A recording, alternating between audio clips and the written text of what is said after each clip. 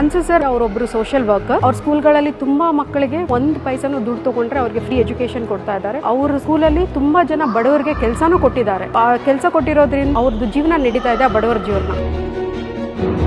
ಅವರು ಕುಡತಿಗೇಟಲ್ಲಿ 7 ಬೋರ್ ಹಾಕ್ಸಿದ್ದಾರೆ. ಏನಕ್ಕೆ ಈ ಬರಗಾಲದಲ್ಲಿ ನೀರಿನ ಸಮಸ್ಯೆ ಆಗ್ಬಾರ್ದು ಅಂತ. ತುಂಬಾ ಕೈಂಡ್ ಪರ್ಸನ್, ಎಲ್ಲರಿಗೂ ಸಿಗ್ತಾರೆ. ನೀವು ಆ ಪಕ್ಷದವರು ಈ ಪಕ್ಷದವರು ಆತರ ಅವ್ರು ಯಾವತ್ತೂ ಭೇದ ಭಾವ ಮಾಡಲ್ಲ. ಆಸ್ ಎ ಒಂದು ಗುಡ್ ಹ್ಯೂಮನ್ ಬೀಯಿಂಗ್ ಆಗಿ ಅವ್ರು ಎಲ್ಲರಿಗೂ ಸಪೋರ್ಟ್ ಮಾಡಿದ್ದಾರೆ.